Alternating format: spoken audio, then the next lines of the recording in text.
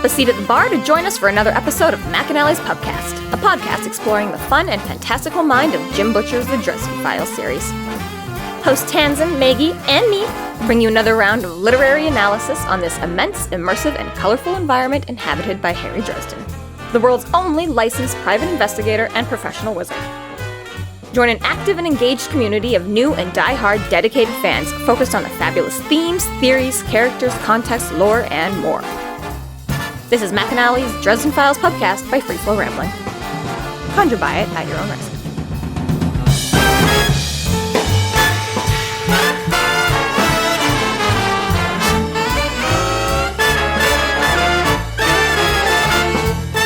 Welcome to the McAnally's Pubcast, brought to you by Free Flow Rambling. This is episode 19.3, Kathooms, where we are covering the graphic novel Downtown. My name is Tanzan, and I'm joined by Maggie. Hello, hello. And Jess. Venus is the only planet in our solar system that spins clockwise on its axis. Dun dun dun. Issue 5. Harry and his group confront the master of the Golem and are able to defeat him. They discover the altar that controls where the attacks are directed and find out the next one will be at the Children's Hospital. I'm going to try to make a concerted effort to lay off some of the hate for this series. I realized afterwards, I was like, grumble, and it's not terrible now that I've had some time to sort of sit with the thoughts that this is to introduce new people, and that's how I'm going to look at it. Yeah. It's not for diehard fans, because there's just too many holes to poke. Yeah, if it's for the Dresden Files itself, it's weak. It doesn't really matter. And, I mean, honestly, if we skip this, it would have literally no bearing on the rest of the story. The only relevance to me about this is just to show, again, Marcone and Molly being more instigated in the world. And even then, I'm like, whatever, the next book still does that. A lot of that anyways. So. Yeah, I was going to say, like you say, we see a little bit more of Molly's training and advancement kind of a thing. And Marcone's entrenchment into some character development. But yes, if somebody were to walk up to Jim Butcher and offer him to do 6 graphic novels and he had to throw them somewhere, this might as well be one. Yes. And I like you say, for those. I mean, like graphic novels, it's probably, as good a story as any for that kind of. Right. And even in terms of like this first panel here where it gives the characters, like I'm beyond Molly's posture, like the women's posture, like I'm okay with this image representing her. Marcone's even okay. I think he probably his face needs to be softened up a little bit if he's supposed to be everyone's favorite uncle / sort of a soccer coach sort of a look. He looks a little bit too angular, but that could also just be the style of comics showing, the differences between women and men have to I was sort of extreme. Yeah. The men are always very boxy and square and angular, and it's kind of funny because I mean, like you say, as far as what that character is, Marcone, sure, he looks like sort of a mobster Godfather guy, but he just does not mesh with my Marcone. Yeah, but and even Molly is like, again, she's like, yes, not massively off of like, oh, you know what, it was so funny. What was I watching? Dollhouse. I've been rewatching, which was the Annalisa Dushku series. It's a bad series. Yeah, well, which is why the second season goes bonkers. Yes. And like the fact that they had released everything in out of order fashion. Yeah, I'm almost at the end of the first season kind of a thing. But it was really interesting because one of the handlers, and I'm like, I know that. Who is? I'm like, I recognize the name, Valerie Cruz. And it finally clicked. I was about to go look it up. Bianca. Murphy. Oh. Not Bianca. It was the one that played Murphy. I haven't done a rewatch of Dollhouse, so that would... Yeah, and she's not much finished. in... Yeah, it's like, episode 9 of the first season, and she's like a handler for a few. I don't know if we'll see her again or not, kind of. But it was not very... But it was just for, like, something, right? I was like, oh, like, the face and the speech, I'm like, it was just nagging, and it suddenly... But yes, not like that. It's not like it's a complete opposite where the Susan is small and blonde and the Murphy is dark-haired and, I was like... Anyways, that was all. I just thought was kind of funny when she popped up. I was like, oh, hey! So everybody is found there. They found the lair of the dude. Bad Santa. Santa. there is some confirmation here that this guy knows about the White Council, and he knows he's breaking the laws, and he just doesn't care, which, I mean, actually is a fair point, because a lot of this graphic novel before that seems like he may even just be outside of that knowledge. He's just literally a crazy guy just running around the sewers of Chicago. It just vaguely seems like just out of nowhere he got power, rather than he's always been vaguely evil in some capacity and just hasn't, stepped on any toes in Chicago that we care about yet. But yeah, I made that note too, that he's mostly up on his current events, like the fact that he does know that like there is a war between the vampires, but the only thing is that he doesn't actually give a shit. He's not invested enough to care whether or not the White Council which way it's going is still, because he's like, oh, you're not dead yet? Yeah. It's almost, to me, almost like a little bit of like a Golem kind of, like the beginning of this, just the way he's talking to himself and nothing seems to make sense and we don't know. It's almost just like he's been down in these tunnels for God knows how long in the dark by himself. You know what I mean? Like it's almost that sort of just like out of, and then all of a sudden, he's like, oh, the White Council and oh, this and oh, Marcone's, and you're like, whoa, wait, what? You do actually, It's like, I thought you were just kind of literally off in your own world. So he's not completely checked out, which makes his sort of reasoning for doing, like, because he's aware of, he's not crazy enough to.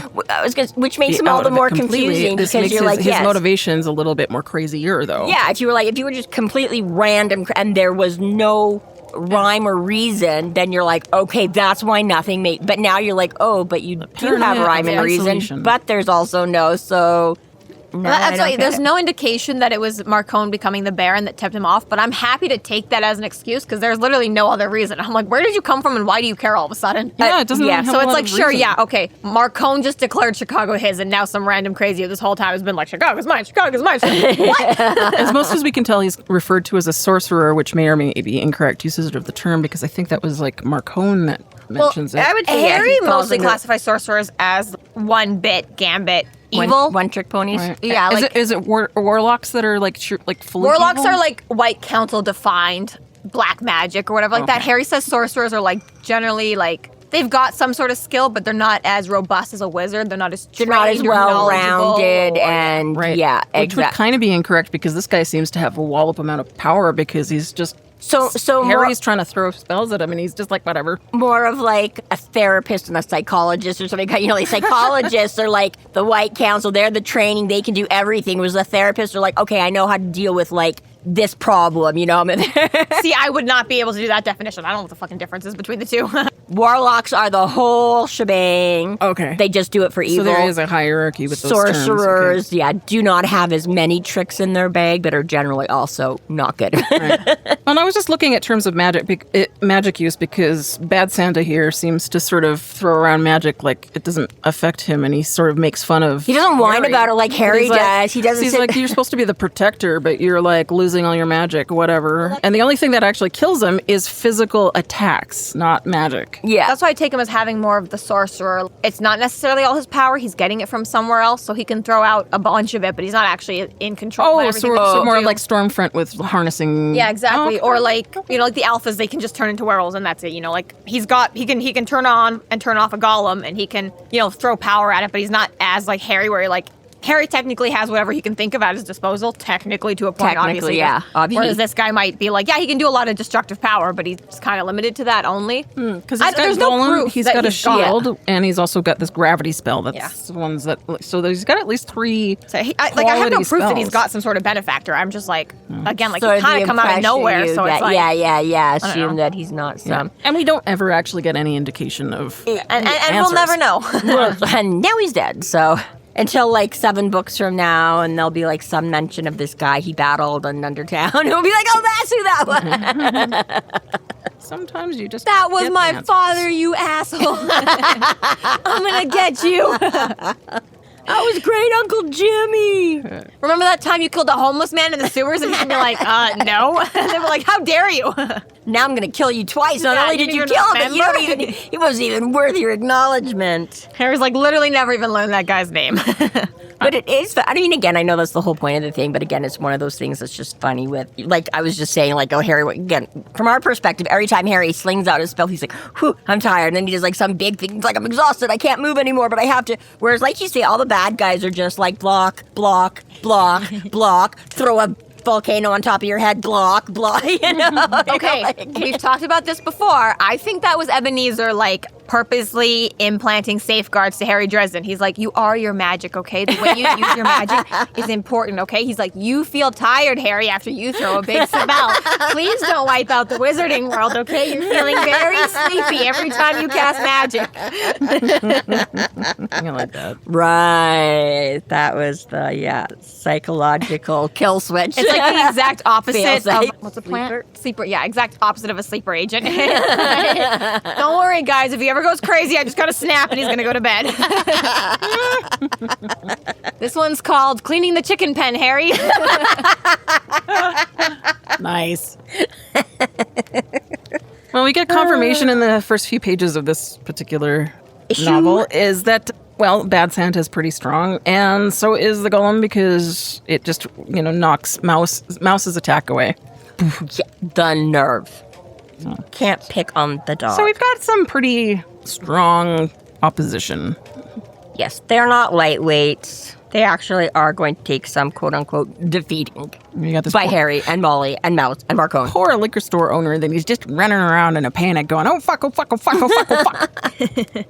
He's actually the only one in this series that I actually like a new character introduced. I was going to say, he's actually kind of funny he kind of does work well for, because again, I'm like so often in these things and they're like, I'm not giving, and I'm like, this guy is very real in that sense. He's like, I don't know what the fuck is going on. Guy ordered me, gave me a drink and not killing me right. I'm going to take the drink and not die right now. That's genuinely fair. Okay? Yeah, he's like, he turned around and is all like rambling about, I'm going to run out the back door here. I've seen enough movies to know that I want the villain speech to go on for as long as possible, okay? And I'm gonna so I'm like that way exactly. I was like, he is just very like, I don't fucking know what's going on, as opposed to I was like, well, I mean, just gonna, I'm like, he's not being stupidly obstinate and fighting the good guys coming to rescue him. And he's not like just suddenly taking on all this evil he's never experienced before. He gives me early Butters.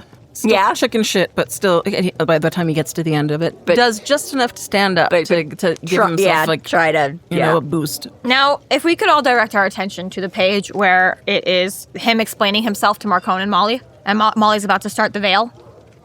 Do you have Calm down. We're here to help you. This talented young woman is Miss Carpenter. No, it's like the page after the shrine. No, one more. Oh, so she's already done the veil and... She's like about to start. Oh, okay.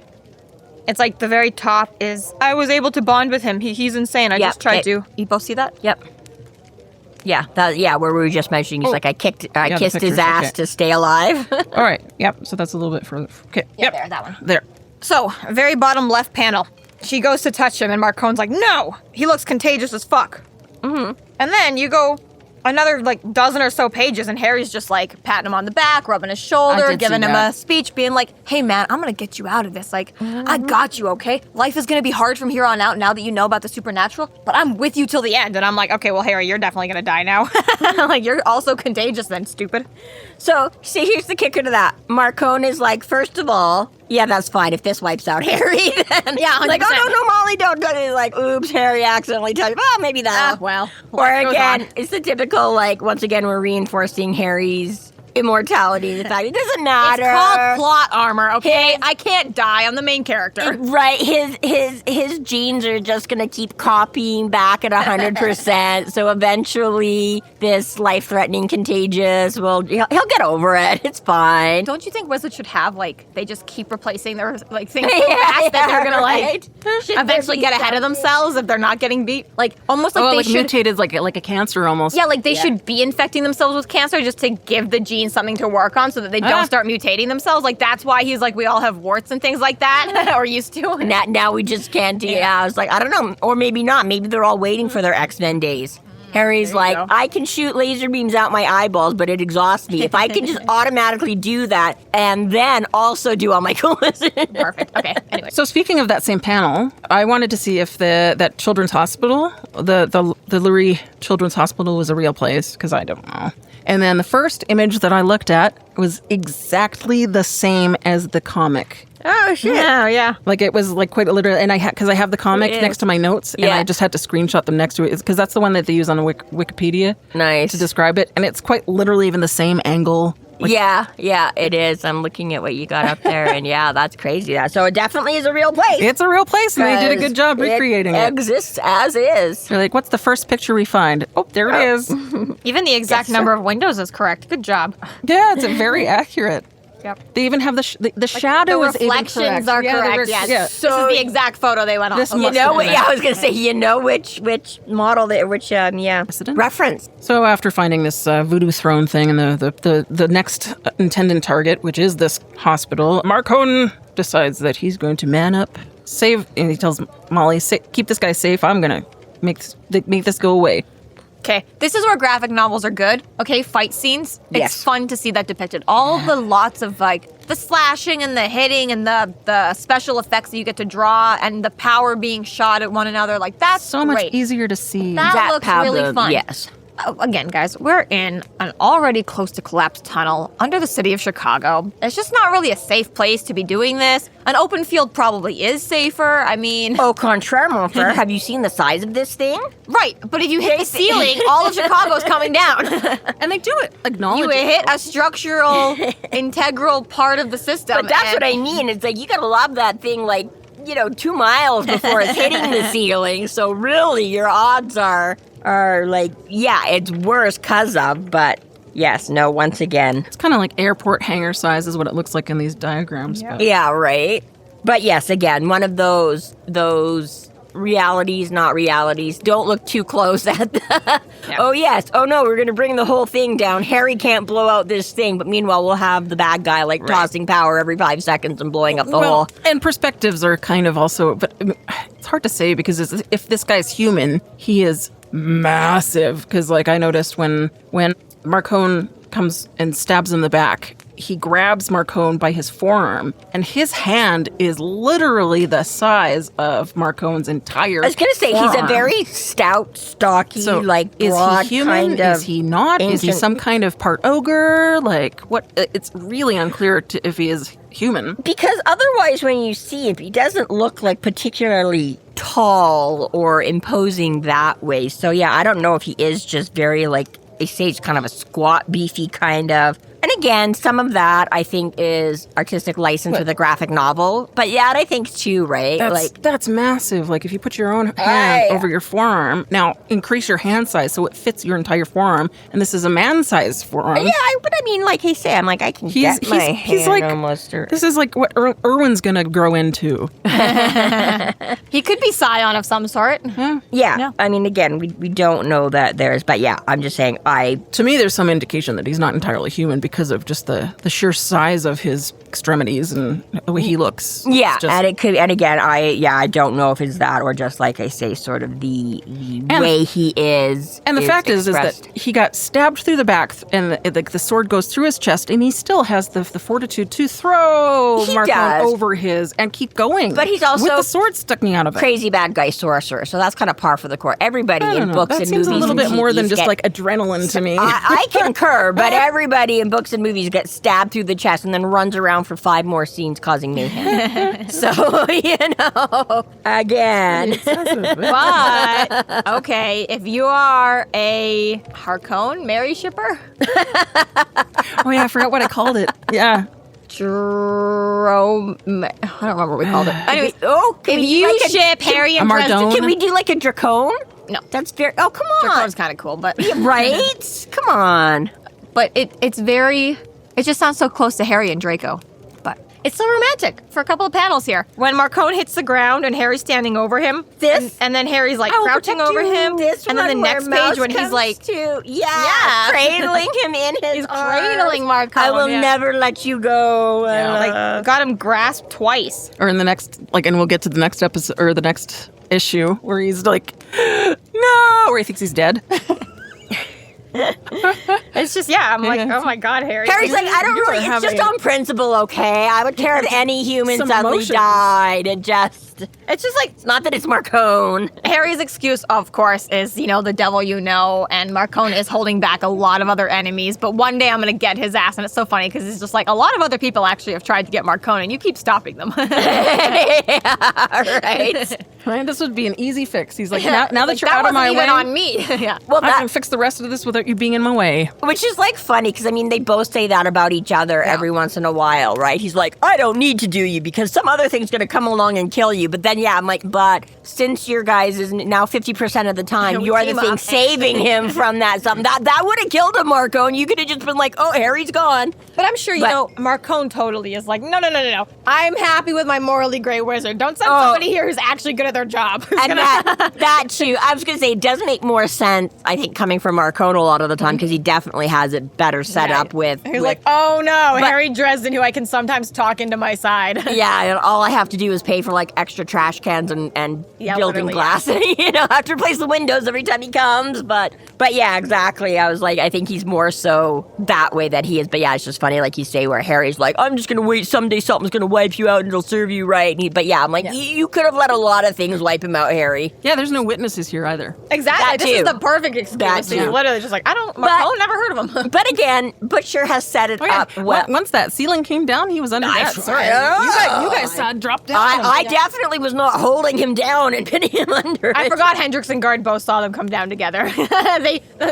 Officially. But they're not seeing what goes down. No, I'm saying officially Harry maybe couldn't be held responsible. I think he'd disappear, though. If Marcone didn't come home. Right. Hendrix and Guard would be like, oh, hi, Harry. Oh, bye, Harry. Yes. Remember that convenient grave plot Bianca set up for you? Let's go test it out. But yeah, I'm going to say Butcher at least has done well of making Marcone the kind of character that he is, where it is good to have him in place. Oh my God. Yeah, he's the scummy bad guy, but... I'm reading this book series right now, and the author does such a bad job of justifying her character's choices. Like, every time they do anything, I'm like, why the fuck are they doing that? You established 2 books ago that they would never do that. Yeah. But now it's just like, and it just drives me up the wall. But now I need to because the plot calls for it, so... And it's driving me up the wall, and I keep reading it anyways because, it's like just... It's so trashy, I gotta go through it. Right. But it actually annoys me so often, especially because this is one of those ones where you have, like, a team of people, so it could very easily just make somebody else do it who would be more, like, morally gray or not against it. But it'll literally be the person who was like, on my life, I will never do this. And again, sometimes that does work when they're, like, backed into a corner, but that's not the situation in this case at all. They just do it. I'm just like,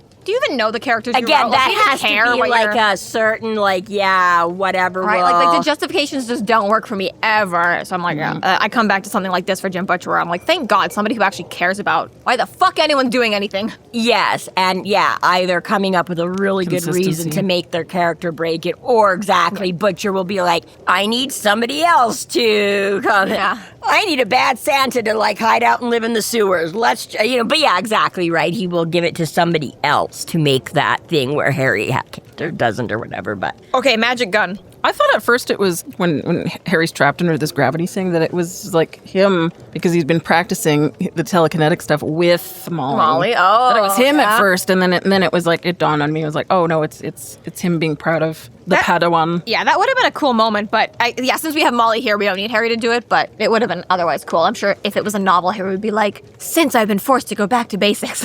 Right. Shows him leveling up a little bit more, but this like you stated prior and I stated prior that it's about character development for the side characters at this point, which is Molly, who's showing off just how freaking talented she is, and we also get sort of a repeat on just how important it is to keep in your wizardry tools conventional attacks that are non-magical, like guns, because that's what finally. Yep. Gets him. Gets headshot, which because she just scoots or chest shot. It's hard to tell. Like it looks like it's going. She just scoots it over so you can reach it, right? Yeah, it kind of looks like coming. I think under the chin. It is a little hard to tell, but there's like a hole vaguely at the beard level. It is, however, effective. It does take him out. So I'm assuming it's a headshot. At the same time, or wait, did Marcone leave the knife in him, or is he just like? Oh, the knife is still in him. If you look at the next panel, where he's dead, I know, but I kind of out. thought that was Marcone coming back at him, and I was like, oh, Marcone just left it in him. Because he got tossed over the shoulder. Yeah. Although he does take it out at the bottom. Yeah, he's got to get I'm his going to shit take back. this back. I was going to say, you can. They do. Because a couple of points, I'm like, it's not there. But I'm like, oh, reduce, no, wait. Reduce, reuse, and recycle. You have to use a little bit, or look a little bit. But yes, it is still in him the entire time after and then, And I'm happy for Molly because this is a very quick level up to suddenly, murder now. where, you had to see a bunch of dead bodies, but now you've been implicitly involved in a murder. Not implicitly, explicitly. Implicit is just implied. You've been explicitly involved in a murder. She's been complicit in a murder? Yeah. But that is different, though. Again, she hasn't performed the murder. Is it different? I'm not talking about from a legal sense. I'm talking about Molly breaking down from just a small thing she's been exposed to already. And thinking in the end of last book, maybe don't tell me everything, Harry. Maybe I don't need to know everything. And then Harry being like, all right, let's go kill a guy. And vomiting at every yeah. Well, yeah, and I mean, kind of grody. Who knows if she might not turn around and vomit from this, too, even if it's not. I'm just saying, like, again, there is still... Again, she is in this situation, which, again, is the catalyst, excuse, whatever, for a lot of these things. You, me, you, we're not generally going around murdering anybody. Sure. Were we in a fight for our life? Listen, I get adrenaline and all that shit, okay? I'm just saying, coming off of the last book where she was like, you know what? It was bad enough sitting in the car and hearing it, and now getting some of the recap now. Arctis Tour was scary enough, knowing about the damages I did to my friends there. Running around just looking at these dead bodies and feeling their last moments, to then now be like, okay, like actual combat and murder and death and... I get what you're saying, but in the moment with being...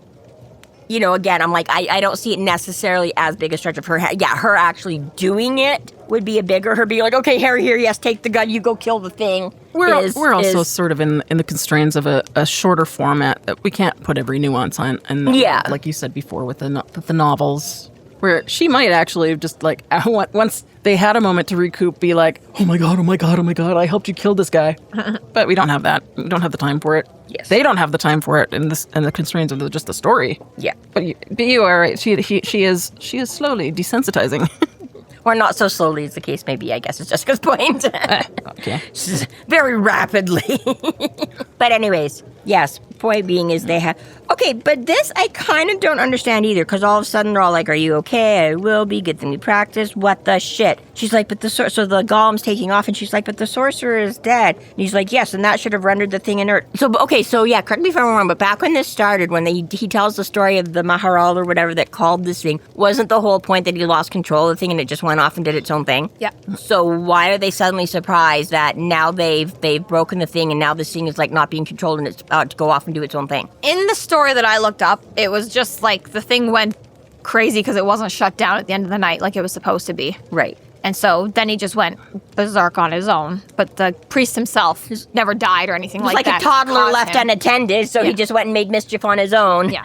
So once you imbue it with energy, it's got its energy and it does what it needs to do. I guess maybe that's the... Which makes sense for defensive purposes, because that gives the spellcaster a moment to fall asleep if he needs to. Well, yeah, I mean, if you can just set it on a task, of course. But regardless of that, before we run after a golem, we have to murder a man.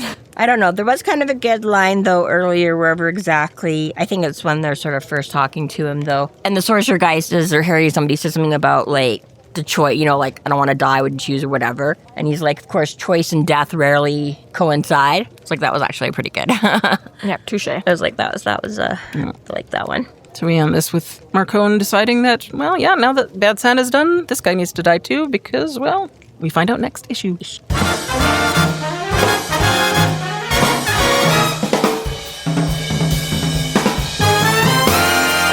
Thank you to our Patreon subscribers for your generous support. It's people like you who help us to do what we do.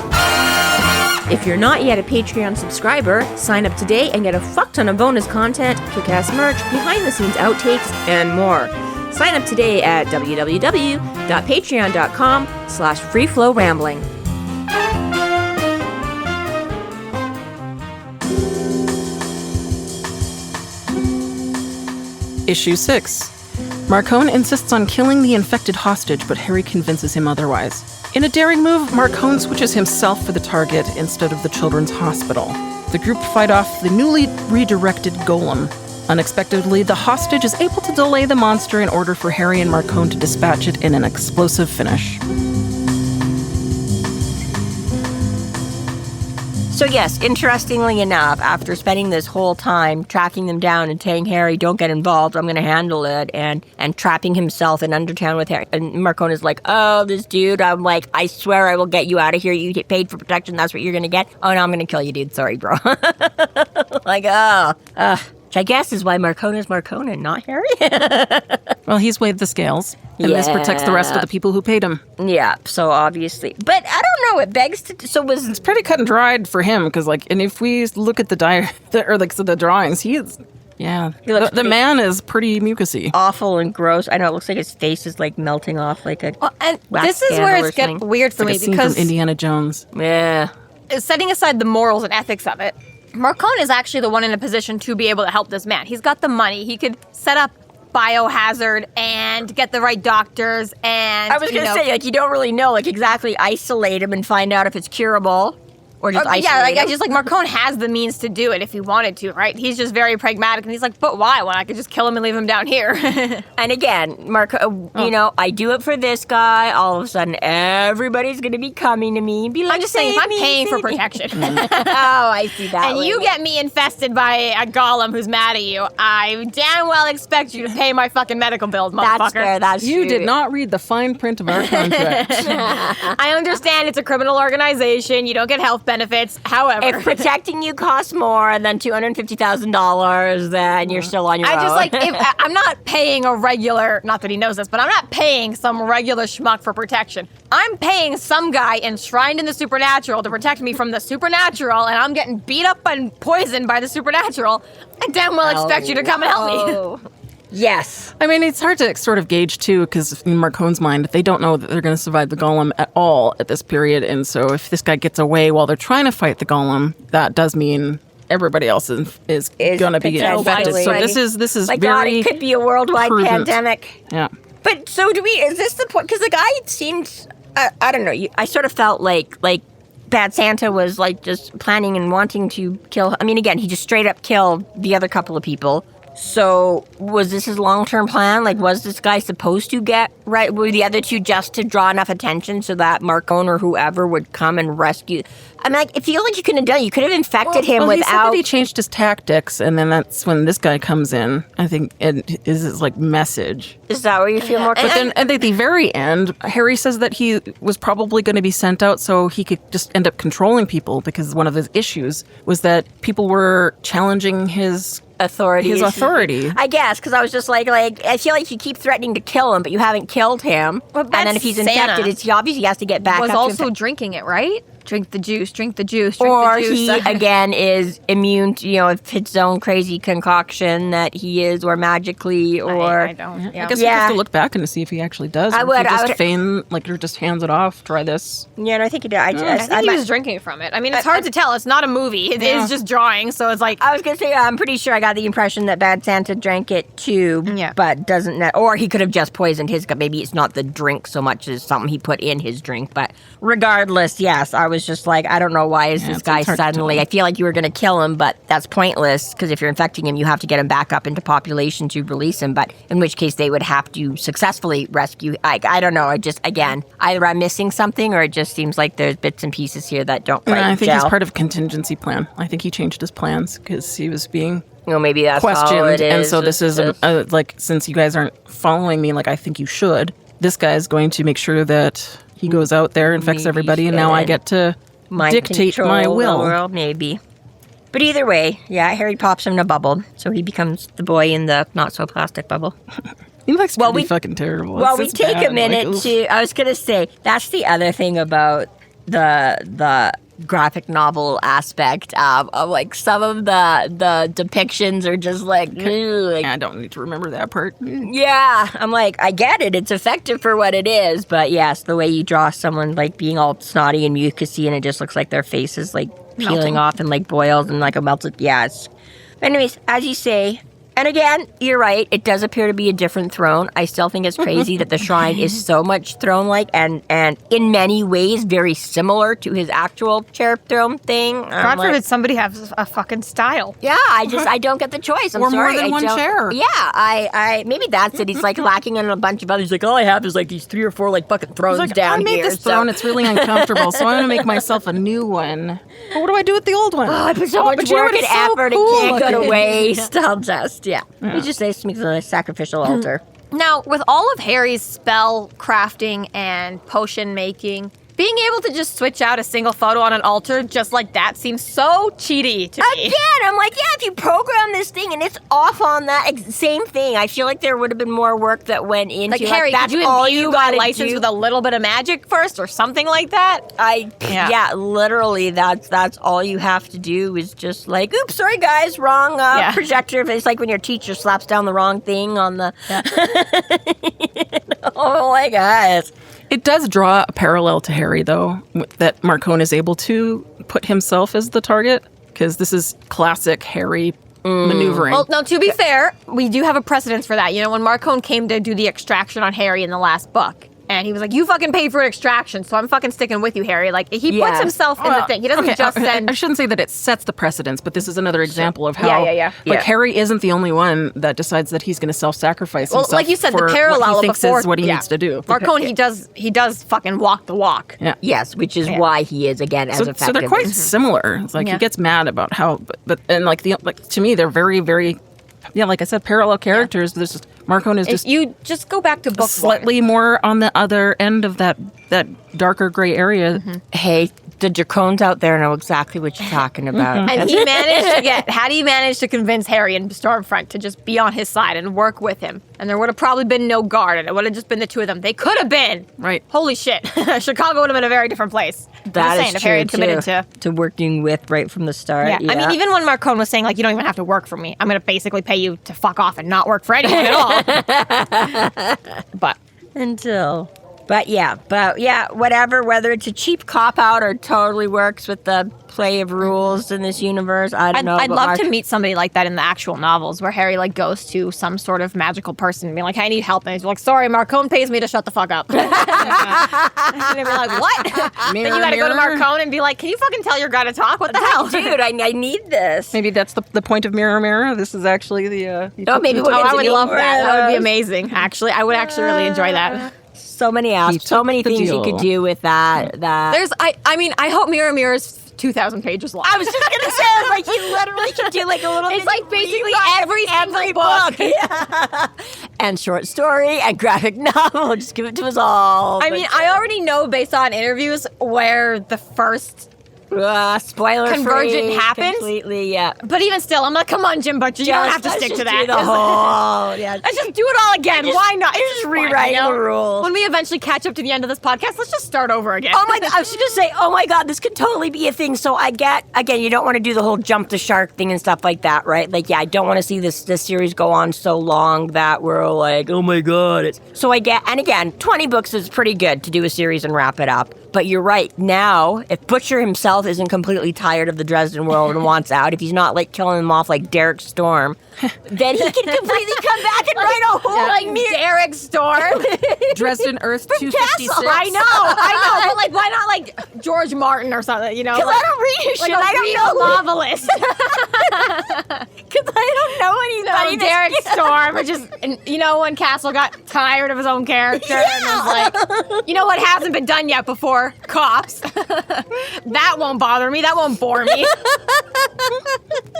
Hey, I didn't say his new muse was any better. I just said that was the first one I could think of where, yeah, literally, he's like, I wrote him off because I got bored of writing. I'm like, I don't know what other authors have done it because of that reason. I literally just lent out those books to someone, too, a little while ago. The Castle books, the Nikki Heat books.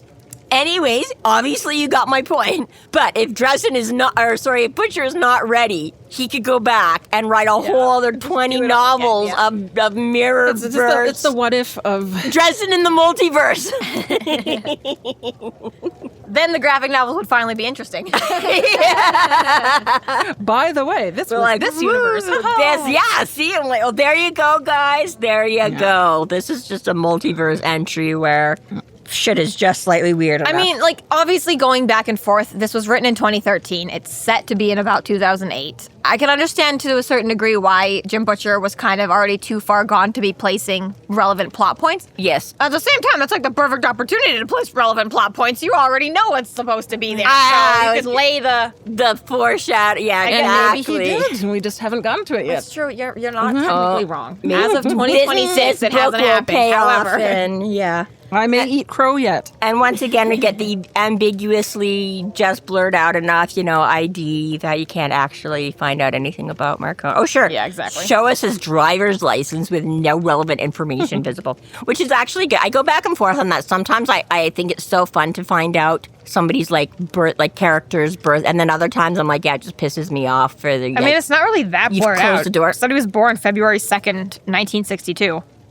Oh, maybe that was. You could read the birth date on it. Oh, that's right, because I remember being like, oh, hey, Marcone was born in February. Yeah.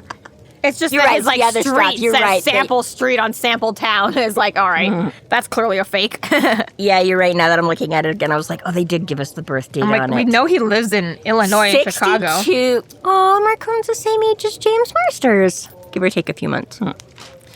So while they're trying to figure out what's going to happen, because now the monsters are going to come back and we have to do some quick thinking, we do get this humanization moment for Mr. Halligan. We get a name and... I just realized his driver's license was issued in 2013, and this is set 2008.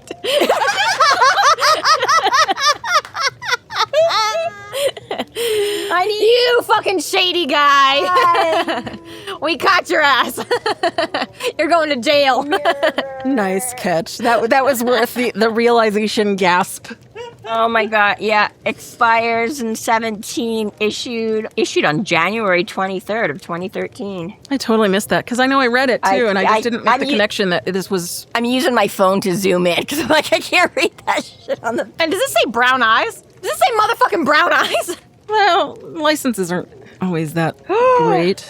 He had eyes like the color of money, like it said 100 times. Old money. Old money. Old faded green. Oh, yes. It Once does again, say brown eyes. It does. It's probably a fake ID anyways. That's what I'm thinking now. I'm like, it's one of 100, especially because this one was issued 5 years early. He grabbed his time travel wallet, you fool. 6'2", 198 pounds. Marcone is beefier than I mean, again, here he's drawn as pretty beefy. I could buy the 198 pounds. My normal soccer coach Boderman version of him, I don't think I would put him as quite that bulky. Like, I know he's got muscle, but I wouldn't really put him as bulky. But 100, like almost 200 pounds? For all the money in the world, I couldn't guess a man's weight. Oh, there you go. Wow. Yeah, you're right. There is a lot more. The whole thing is filled with information. Now that I actually zoom, it just looked like it was just blurry wiggle lines. I still love that you found that date.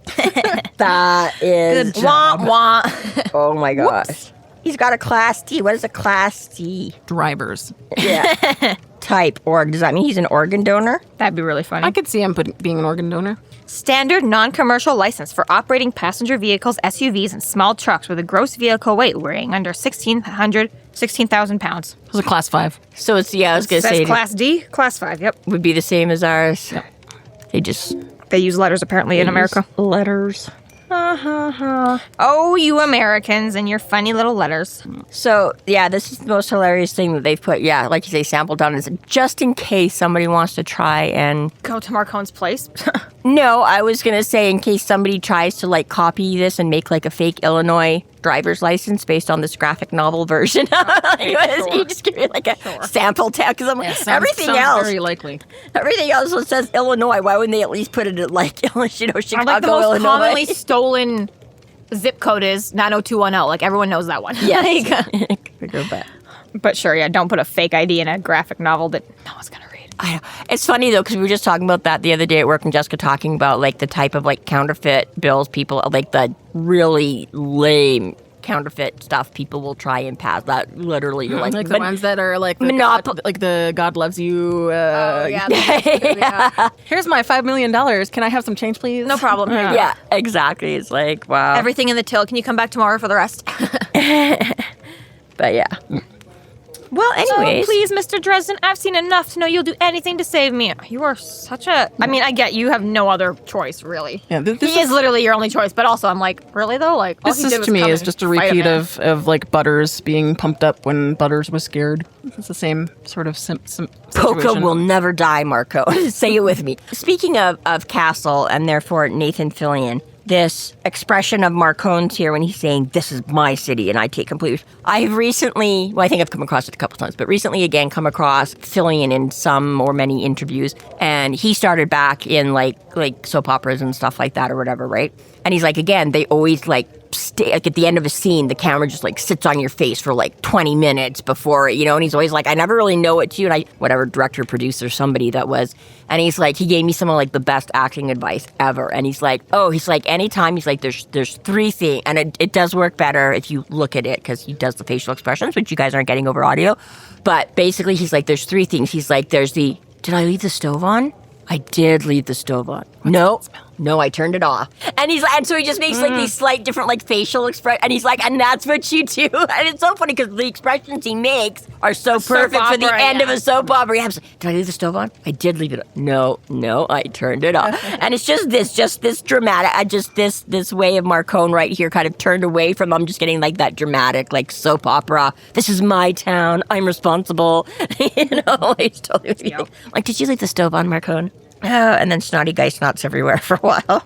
So much snot. So much snot. The only thing I'll have going for Bad Santa and all this is, you've literally got Marcone going around being like, fucking Chicago is my fucking town. And Harry's going around like, fucking Chicago's my town. And this guy's being like, I've been saying the whole time Chicago is mine. Fuckers don't listen. Yeah. So I'm going to say, it's even funny that he picks again, because again, Harry, as a magical guy, and I don't know, a couple of books ago now, I've been leaving my magic pheromones all over this town, and you didn't say anything. But like we've noted before, as the whole problem with Bianca's party, anybody who's on the council has a certain amount of authority to speak for the whole council as such. But even aside from that, he was made a warden, which is definitely upholding the laws. And Bad Santa didn't give a shit about Harry running around protecting this town. But as soon as Marcone is like, no, I'm protecting it, and you have to like pay me to do now, he's like, because I'm like, really? He could have. But that's assuming that's his motivation. Again, and I still we don't know that. We're just saying that because it's based after the book where it happened to Marcone. Yeah. And I don't think that's the case. I think it's just incidental. I don't think it's the case either. It's just the only motivation we possibly have, so I'm going with it for something. But I don't actually think it is. I think this guy just woke up from a coma yesterday and said, I'm going to fuck them all up. I think it definitely explains why Marcone is there, is because we're trying to show what he's like as the new Baron. Like, yesterday he stumbled across a golem and was like, let's have fun. We can't even go there. It wasn't even suggested by him, really. I just feel the way he's talking about, because Bad Santa does say this is my town or whatever. But anyways, maybe you saw the whole, he's spent so long, he's been like, I think he's just more surprised that, why aren't you guys listening to me? If you think this is like good for the city, then you should be listening to me. Like, book a meeting, bro. We both have offices. But it's such like a warren of things down there that it's literally just, he's been spending like a few decades trying to get out of Undertown and find He's just been lost this whole time. He just finally made it. Okay, now I can start grabbing people and doing shit. He's like, I just can fucking get here the exit again, yeah. So, Molly, Harry sort of does his sort of quintessential, I have a plan, but I'm not really going to tell everybody what it is, but I'm going to give you brief instructions. So... We don't have time for this, Molly. Just do it. Ugh, so annoying. Cross the line right here. Make sure he hits his mark. I'm not going to tell you why, but this is where it has to be. And just don't worry about the details. I just need your pretty little head to be focused on this. All you have to do is just... It's vague and exciting. Woo! Marco gets a hair plucked. Yeah. Ow.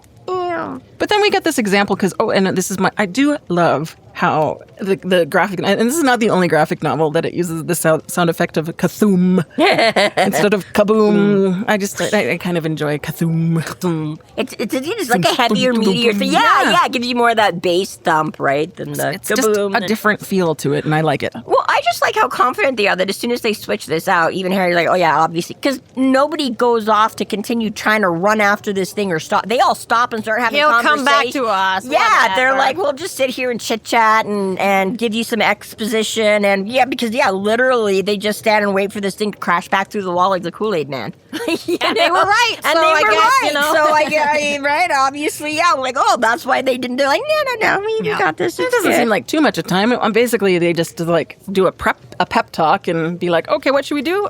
Stand there, do that. Okay, there we go. I disagree. It seems a little unearned, but hey, goblins are new.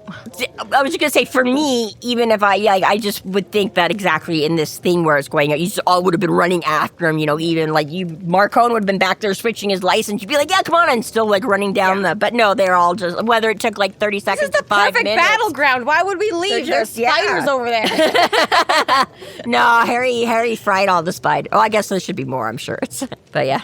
Yes, point being is they don't have to go anywhere. It comes back. And despite setting up and you stand there and you do this, Harry is still taken completely by surprise and knocked off his foot when this thing comes crashing back through the wall like the Kool-Aid Man. Wrong. Okay, so the golem does go through for the illusion, and then Harry doesn't quite realize that there was a second illusion, but the look of his devastation where he drops to his knees, I just had to screenshot that, put that in my notes because he's so devastated. No, Marcone! Right. We could have had something. I just realized how much I loved you. Humiliating. A gut shot. Like, wow, okay. It's just so Literally. brought. Harry, stop moaning over your would-be boyfriend and fucking save the world like I'm buying you time for. Oh, wait a minute. Oh, Harry. I just laughed. I loved it so much. Like, you won't get another chance. Apparently, you'll get like 10. Is that like Molly calling him boss? Yeah, I think so. That's so weird. For crying out loud, boss. That's just like, I don't know, that's weird to me. So I did have to take a little bit of a look back to see if there was any indication in the earlier things when he's telling her, okay, over here is where I need you to make sure that he makes it past this point. And it's not, there's only one sort of panel that may or may not indicate that he is kind of looking up, but he's kind of the wrong direction. So I guess you can't give too much of an indication that Harry has an idea that he's going to look up and bust something in the ceiling. Oh. It doesn't give away the yes. Yeah, no. It's not quite enough. No.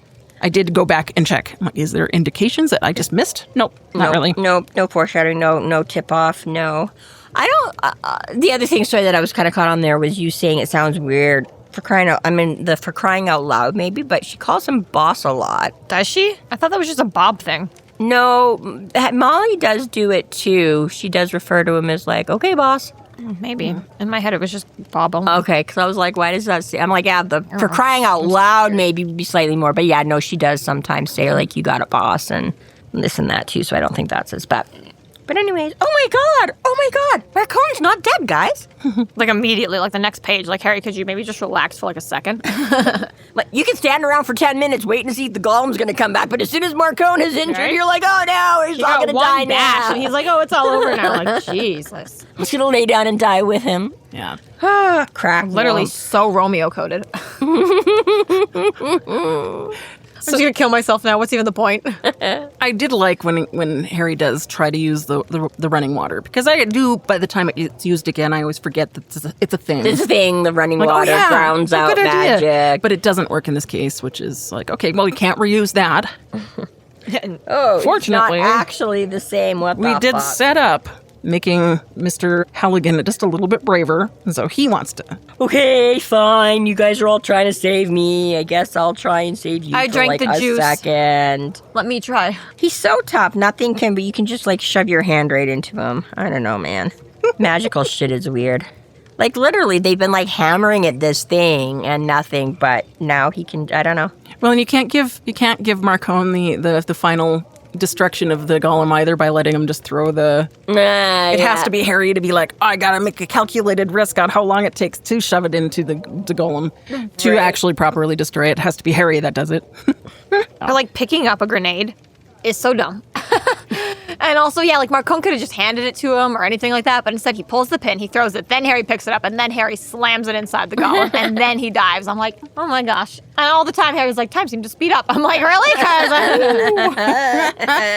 And it lived, imagining. Splorch. Or they lived, rather. Yeah, gross. Albeit a little bit slimy. Yeah, clay is not supposed to be slimy. Well, I think they described it as more of a mucus, so I still assume that because it's red that it's probably wet body clay. parts. If you blew it up and it was like hot, I guess then it would go more like pottery, right? Here it is. Here's Harry clutching the boy. Yeah, it's gonna be okay. Let's all hold hands now. Yeah. Sim kumbaya. I'm sorry. Just like washes his hands and the water flow coming from the dirty ceiling. Yeah, it's fine. Yeah, but does Molly also not look vaguely like crazy Harley Quinn here. Yeah, she does look very... She's had a day, okay? I was gonna say, but yeah, it looks more like the demented, like, as opposed to just like the picture before, yeah, she looks muddy, dirty. That one, it just looks like the crazy's coming out. Yeah, it's hard to sort of draw people in mucus. Well, she's not even particular. It's not the mucus. It's the big eyes and the frantic grin that just, I don't know. But yes, Harry's gonna brew up a potion for him, apparently. Yeah. Make him better. Which he could have also just told Marcone immediately as well. Right. The other thing I would like to point out, so yeah, they come out and Murphy's all there and they're, what does Marcone say to her? Don't worry, Dresden, I'll be riding with him. He'll be safe. And Marcone says... Oh, what, the shake the hand thing, but I know you're not going to accept it? No, right before that. Oh, or a pleasure to see you? Yes. As well, Lieutenant. So it's the wrong as always. So, well. That would be Sergeant Murphy. I think that's a dig. Could be the dig, yeah. I don't know. It's probably wrong, but, I don't think so, because... Well, and the fact that they're also in hazmat suits for the guys loading them into the... Yeah, they're they're all walking I'm around. just going to get in, it's fine. Yeah. She's like, I'll ride with him. I don't think it's a dig, because he has given the dig by specifically addressing her as Sergeant Murphy in the books. Yeah. He doesn't, so I think, again, this is just a overlooked penny. 10 years later that, yeah, she was... No. We have to have the quintessential guilt moment for Harry as well, that he couldn't save the other two people and he only saved one person, even though one of them wasn't even on his radar in the first place. How are you supposed to save somebody that you didn't even know was being attacked in the first place, and then you were actively somewhere else when the other one happened? You're the warden. You're don't supposed to be stopping these. It's just unnecessary guilt. It's like, That's Harry for I you. should, where's the gatekeeper to pop up and tell him about every random golem that's going to wander through his city and, but yeah. A little bit of a weird one. A little bit of a weird one. Do we have any final thoughts on this one? I don't like it, honestly. It's boring. It's really boring. I did not like having to read this 2 or 3 times just for this. Yeah. It's really boring. I had to convince myself to be okay with it, and Yeah. that was with the knowing, like, Yeah. this was a Marvel artist. I'm annoyed it took us 3 episodes to talk about it, honestly. Like, there's nothing happened. True, but obviously it was less the plot points that we... Yeah. This is about the only one that we can really rip apart because... Yeah. I mean, I don't know what happened. Jim Butcher, I couldn't find an interview about it or anything like that. I think it literally was somebody just came and offered him to do... if not all of the graphic novels, some of them, and was like, hey, you get to do 3 now. And he just like, fuck, where am I going to throw those in? He's like, oh, well, nothing really happened between this book and this book. Let's just throw a short story graphic novel in there. Yeah, maybe this was another one of his, like, bets or something like that. You can't write a book based off, like, Pokemon characters. And, so maybe somebody was like, you can't just have some crazy bad Santa pop up out of the sewers. And he's like, oh, yes, I can. And Yeah, in which case, brilliant. That is a great Totally job worked, yeah. for... But, yes, like you say, plot-wise... For overarching plot, this one does not matter to the rest of the story, at least yet, okay? As of recording. Yep, that we have seen, but... Oh, well. But, yes, if you just want some fun action, it is at least that. If you just want some romantic Harry I was going to say, if you just want some... Yeah, if you just want some good... Because, again... Some fodder for the... They don't even get a lot of one-on-one time in the book. So, yeah, Molly's there, but you're right, this is... Cock block. Right. Just because you can't have it, hit too soon. You gotta spread it out. This is the book for subtext. That's right. Yeah. So they, There you go. they still need to chaperone just so we can drag it out a little longer. Nice. Chaperone. Yeah. Yeah. That's right. All right. This concludes our episode 19.3, Kathoom! Thank you for listening. You can find us online at freeflowrambling.com and McAnallys.ca. There we have links to our other podcasts, social media, and other fun tidbits. Please subscribe if you like what you're hearing, and please consider supporting us through Patreon to keep the magic alive and to see more content. We are Free Flow Rambling. Conjure by it at your own risk.